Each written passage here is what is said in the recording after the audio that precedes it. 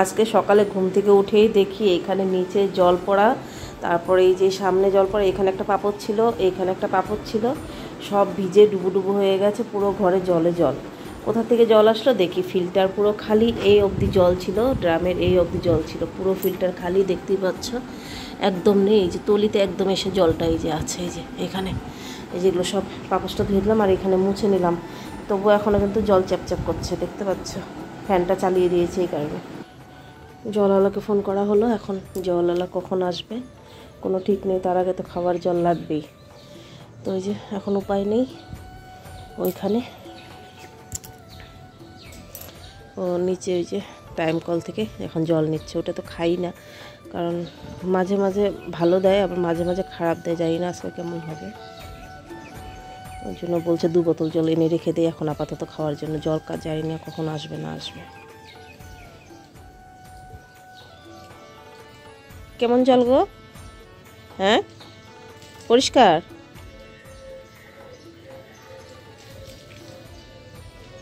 আজকে যেহেতু সানডে আবার যাবো একটুখানি মাটিগাড়া বাজারে।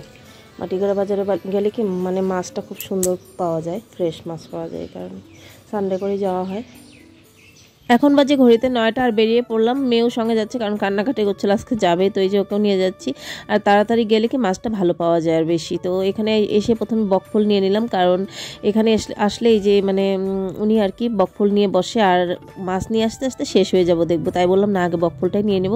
তো নিয়ে নিলাম ওইখান থেকে, আর এখানে এই যে লোকাল মাছও এখানে উঠেছে, আর দেখছি এখানে এসে মানে কি বলবো, এত মাছ দেখে এখানে দাঁড়াতে হয় যে কোন মাছ নেব আর কোনটা না নেব। তো ও দাঁড়িয়ে আছে, আমিও দাঁড়িয়ে আছে, ভাবছি কোনটা নেব। তো ভাবতে ভাবতে অনেক ধরনের মাছ দেখতে পাচ্ছ, চিতল কাতল সব কিছুই। তো ভাবতে ভাবতে ফাইনালি একটা ডিসাইড করা হলো যে বড় একটা বোয়াল কেটেছে, হয়তো 15 থেকে 20 কেজি ওজন হবে এটার। তো অনেক বড়, এই ভিডিওর মধ্যে কিন্তু ছোটোই লাগছে, দেখুন ইয়ে রাখতে পারছে না ওইটা। তো বললো তাহলে আজকে বোয়াল মাছই খাই চলো। তো সেদিনও কাতল মাছ খাওয়া ছিল, তো আর কি সানডে করে আমাদের একটুখানি মাটিগাড়ায় এসে ভালো মাছটা নেওয়া হয়। তো এই যে এখানে নিয়ে নিলাম, আর আমাদের খাপড়াইলে ওখানে যখন ভালো মাছ পাই তখন নেই আর কি। তো নিয়ে নিলাম এখান থেকে আদা রসুন পেঁয়াজ, তারপরে শাক সবজি যেগুলো নিয়েছি, আর বেশি করলে ভিডিওটাও অনেকটা বড় হয়ে যাবে। তো এখানে পুদিনা পাতা নিয়ে নিলাম, কারণ এটা কালকে বানাবো ডিটক্স ওয়াটার, তাই আর কি পুদিনা পাতাটাও নিয়ে নিলাম। চলো এখন বাড়িতে যাই। Welcome back to the channel. আশা করছি সব ভালো আছো, সুস্থ আছো। আবার নিয়ে চলে এলাম একটা নতুন ব্লগ, দেখতে থাকো আজকের ব্লগটা, আশা করছি তোমাদের ভালো লাগবে। আর এখান থেকে বাজার থেকে আসলাম, এখন বাজে ঘড়িতে কয়টা গো? 10:30।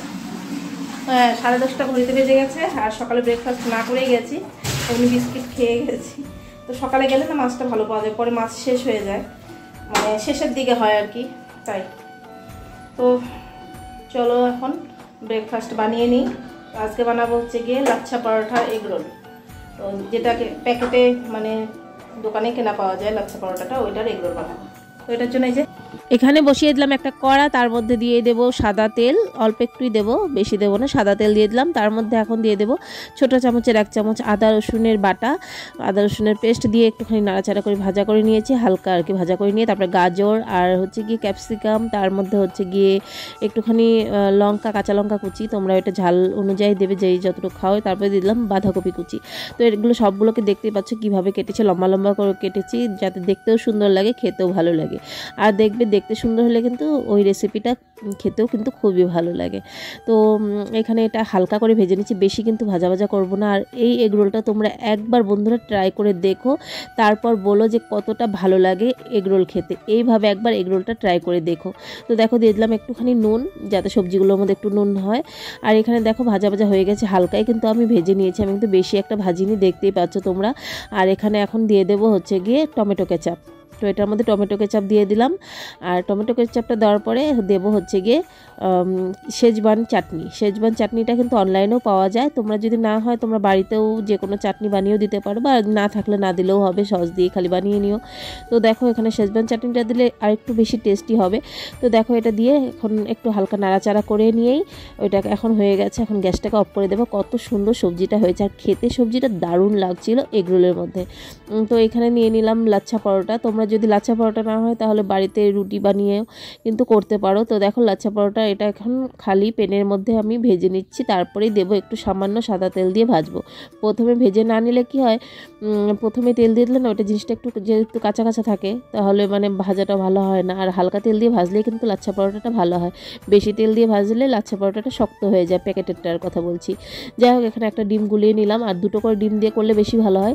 আর এখানে দিয়ে দিলাম সাদা তেল, আর আমি বাচ্চাদের একটা করে ডিম দিয়েছি কারণ দুটো করে ডিম দেইনি, কিন্তু আমার বরকে দুটো ডিম দিয়ে দিয়েছি কারণ দুটো ডিম দিয়ে দিলেই ভালো হবে। লাচ্ছা পরোটাটা যেহেতু বড় তাই দুটো ডিম দিলে সুন্দর হবে। তো দেখো ডিমটা দেওয়ার সঙ্গে সঙ্গে আমি দিয়ে দিলাম লাচ্ছা পরোটাটা, কারণ হচ্ছে কি তাহলে ডিমের সঙ্গে পরোটাটা একদম সুন্দর লেগে যাবে, তাহলে ভালো হবে।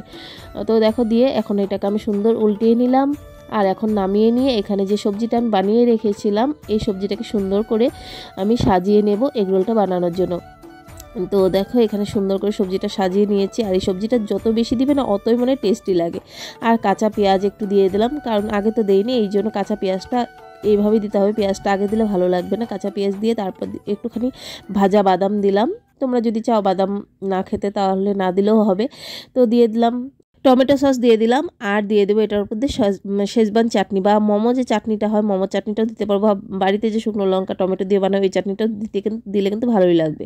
তো দেখো তৈরি হয়ে গেল সুন্দর জুসি জুসি এগ রোল। আর এই এগ রোলটা খেতে এতটা ইয়ামি, তোমরা মানে একবার ট্রাই করে দেখো তাহলে বুঝতে পারবো, আমি জোর দিয়ে বলছি দারুণ লাগে খেতে। এই এগ রোল খেলে অন্য এগ রোল খেতেই চাইবে না, একদম এতটাই ইয়ামি। তো দেখেই বুঝতে পারছো কতটা একদম ভিতরটা কতটা মানে খেতে ভালো লাগবে। তো চলো এখন আমি ফটাফট খেয়ে নিই, দেখে ভীষণ খিদে পেয়ে গেছে, সবাইকে দিয়ে দিয়েছি, এখন আমি খাচ্ছি। এতটা ভালো লাগছিল বন্ধুরা, খেয়ে তোমরা আমার মুখ দেখলে বুঝতে পারবে দারুণ। আর এই লাচ্ছা পরোটার এগ রোল একটা খেলেই পেট ভরে যায়, কারণ যেহেতু পরোটাটা বড় বড় তাই। আর এটা কিনে এনে যদি এইভাবে বানানো না যায় তাহলে তার কোনো ঝামেলাই হয় না, কারণ রুটিও বানাতে হয় না, তাড়াতাড়ি করে এগ রোল বানিয়ে টিফিনেও দেওয়া যায় বাচ্চাদের, নিজেরাও খাওয়া যায়। তো চলো দেখো মাছ আনা হয়েছে, অনেক বড় দেখলেই বোয়াল মাছটা, তো এটার থেকেই মাছ নেওয়া হয়েছে। আর এটা হচ্ছে গিয়ে কি 3 কাটা মাছ নাকি বলে, 3 কাটা মাছ, বাপরে দাম পোয়া হচ্ছে গিয়ে 200 টাকা করে, দেবেই না কম। আর এটা তো আমার বানাতে হবে কারণ এটা একদমই লোকালটা ওরা বানিয়ে দেয় না, তো এই যেটা বানাতে হবে। এটা হচ্ছে এটা দারকিনা মাছ আমরা বলি, দারকিনা না কি বলে এটাকে বা। আর এটা যে লোকাল ট্যাংরা একদম মিক্সড করে আনা হয়েছে, এটাও 200 টাকা পোয়া, লোকাল জন্য এটা আনা হয়েছে। আর এটাও পছন্দ করে বললো, খেতে চাইলো, তাই বললাম নিয়ে যেতে।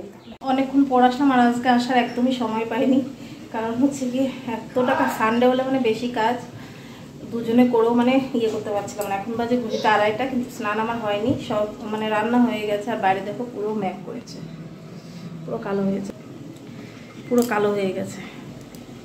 এই যে বাইরে এই যে কাপড় মেলে দিয়ে এসেছি, কারণ কালকে ছেলের স্কুলের ড্রেসটা শুকাতে পারে, মানে টানের দিন তো মানে শুকিয়ে যাবে। আর এখানে এখন মাছের ঝোলটা হচ্ছে, মাছের ঝোলটা হলেই হয়ে যাবে, সব কিছু হয়ে গেছে, শুধু এখন ধনেপাতা আর গরম মশলা দেবো। ভেবেছিলাম তো 3টে বেজে যাবে, তবু তাড়াতাড়ি হয়েছে, 2:30 মানে তাড়াতাড়ি আর কি হয়েছে এত কাজে।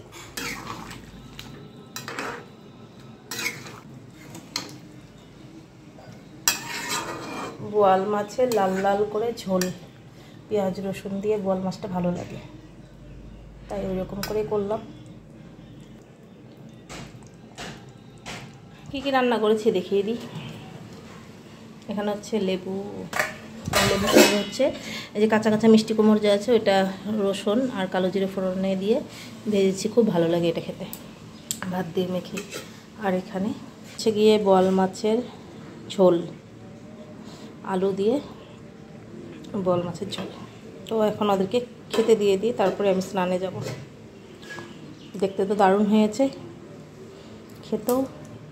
এখন বাজে ঘড়িতে 3:45, আর ভিডিওটা পোস্ট করে তারপরেই খাচ্ছি, কারণ খেয়েও শান্তি পেতাম না ভিডিওটা না ছাড়া অবধি, কারণ সময় মতো ছেড়েও যদি কিছু হয় এই জন্যই ভাবি যে একটু সময় মতো ছাড়ার চেষ্টা করছি কিছুদিন হলো, জানি না কি হবে না হবে। চলো এখন খেয়ে নিই। আমি একটু শুয়ে রেস্ট করলাম খাওয়া দাওয়ার পর, তারপরে এখানে দুধটা বসিয়ে রেখে গেছিলাম আমি রেস্ট করতে, তো দুধটা কারণ শুকানোর জন্য একটুখানি, কারণ সকালেই আমি দুধ বসিয়ে দিয়েছিলাম, তো ঘনও হয়ে গেছিলো, পায়েসটা বানাবো বলে তারপর আবার মার্কেটে চলে গেলাম, আর আসার পর তার সময় হয়নি। তো ওই দিন যে সাবুর পায়েসটা বানিয়ে দিয়েছিলাম এত ভালো পেয়েছে, বলছে আজকে সাবুর পায়েস খাবে। তো যে সাবুটাও ভিজিয়েছিলাম, তখন আর বললাম না বানানো হয়নি। তো ভাবলাম যে আজকে সাবু আর মাখনা মিক্সড করে বানাবো। মাখনাটা এই জন্য মিক্সিতে নিয়েছি একটুখানি হালকা, মানে একটা ঘোরান দিয়ে নেব আর কি। তো মাখনা সাবুর পায়েস করবো আজকে। কাঠবাদাম আর কাজু বাদাম এটাকে একটু ঘিয়ের মধ্যে রোস্ট করে নেব। এইখানে একটুখানি কিশমিশও দিয়ে দেব। এই ঘিয়ের মধ্যে মাখনাটাকেও ভেজে নেব, আর দিয়ে দেব সাবুদানাটাকে। আজকে আসলে না সাবুটা ভিজানো ছিল অনেকক্ষণ, তারপর জলটা ঝরিয়ে রেখেছিলাম, তাই বলে সুন্দর ঝরঝরে হয়েছে। ঘিয়ের মধ্যে এখন এই যে ভেজে নিচ্ছি। এখন এই যে দুধটা ঘন হয়ে গেছে, দিয়ে দিলাম সাবুদানা আর এই যে মাখনাটা। ওই দিন তো আমার রেসিপিটা দেওয়াই আছে, ওই দিনে মানে এর আগে কয়েকদিন আগেই সাবুদানার পায়েস দিয়েছিলাম। তো ভিউজও হয়েছিল মোটামুটি, যে হিসাবে আমার হয় না হয়েছিল এটার মধ্যে। যাই হোক আজকেও এই যে বানাচ্ছি, তাই মাখনা দিয়ে বানাচ্ছি যেহেতু, তাই আর কি একটুখানি দেখিয়ে দিলাম। কিন্তু ওই দিনের পায়েসটা পুরোটা দেখানো আছে আমার ভিডিওতে, আমার চ্যানেলে আছে। তোমরা যদি চাও অবশ্যই ভালো করে দেখে নিতে পারো, দারুণ লাগে এই সাবুর পায়েস। এখানে দিয়ে দেব চিনি, আর চিনিটা এটা হচ্ছে গিয়ে ক্যান্টিন থেকে ওই দিন নিয়ে এসেছিলো, মানে ক্যান্টিনে চিনিটা ছিল না, দানা চিনিটা, তো গুঁড়ো চিনিটা ছিল যেটা দিয়ে লাড্ডু তারপর এগুলো বানায় আর কি। যাই হোক ওইটাই নিয়ে এসেছিলো, তো এটা তো শেষ করতে হবে, এটাই এখন ইউজ করছি আর কি। মানে যারা যেরকম মিষ্টি খাও এই হিসাবে চিনিটাও দেবে। পায়েসটাও ঘন হয়ে এসছে সুন্দর। এখন দেবো একটুখানি গলা গুড়, আর বাদামগুলো দেওয়া হয়নি, তো এই যে ভাজা বাদামগুলো দেবো। এরকম করে ভাজা বাদামগুলো দিলে না খুব ভালো হয়, খেতেও ভালো লাগে, দারুণ লাগে খেতে। গলা গুড়টা দিলেই ব্যাস হয়ে গেল আজকের পায়েস। আজকে মাখনা আর সাবুদানা মিক্সড করে বানিয়েছি, তাই দেখিয়ে দিলাম। আর শুধু সাবুদানা পায়েসটা আমার চ্যানেলে অলরেডি দেওয়াই আছে, যদি চাও দেখে নিতে পারো একবার। চলো আজকের পায়েসটা দিয়েই ভিডিওটা শেষ করছি। আজকে ভিডিওতে যদি কিছু একটা ভালো লেগে থাকে একটা করে লাইক করো, কমেন্ট করে শেয়ার করো, চ্যানেলটাকে সাবস্ক্রাইব করো, আমার পাশে থেকে টাটা।